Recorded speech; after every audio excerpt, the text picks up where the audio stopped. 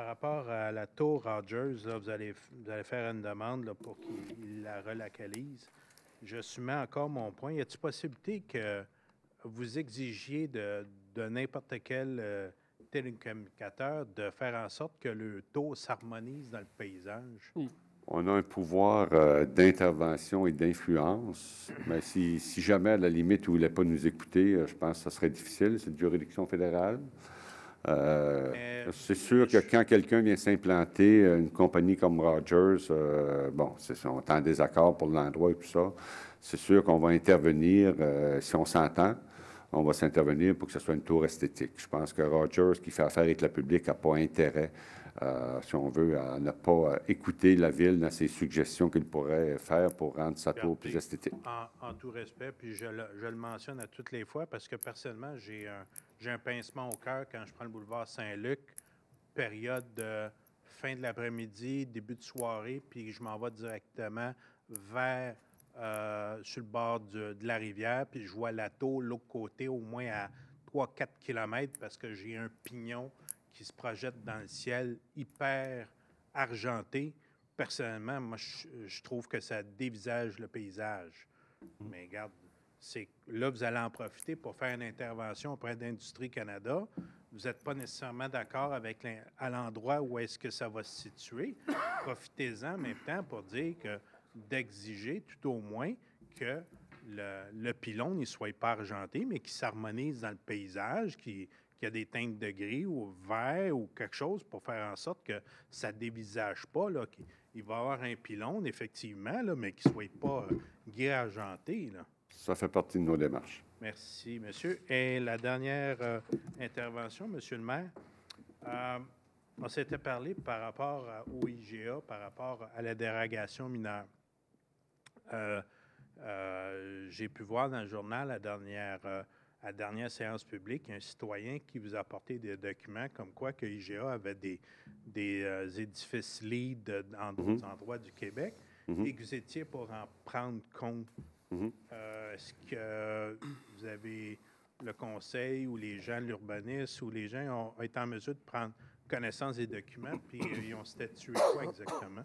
Au moment où cette entreprise a initié son projet, les matériaux qu'on a mentionnés, que ce citoyen-là a suggéré ou apporté au conseil municipal, n'étaient pas disponibles au Québec. Maintenant, ils le sont.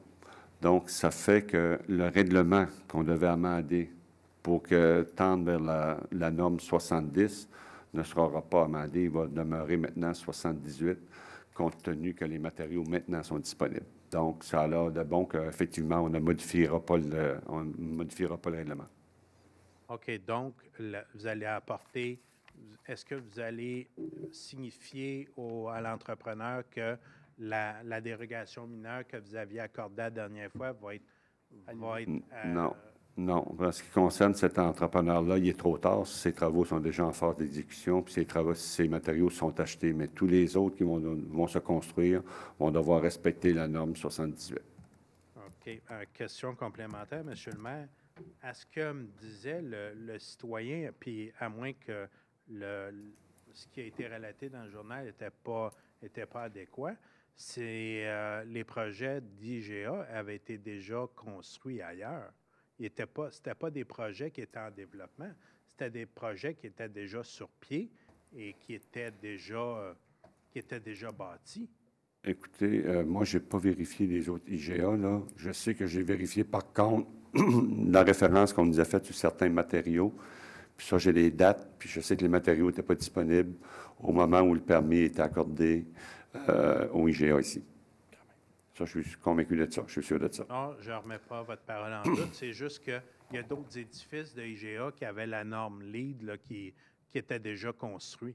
Donc, théoriquement, rencontre les exigences de la Ville. Je ne sais pas.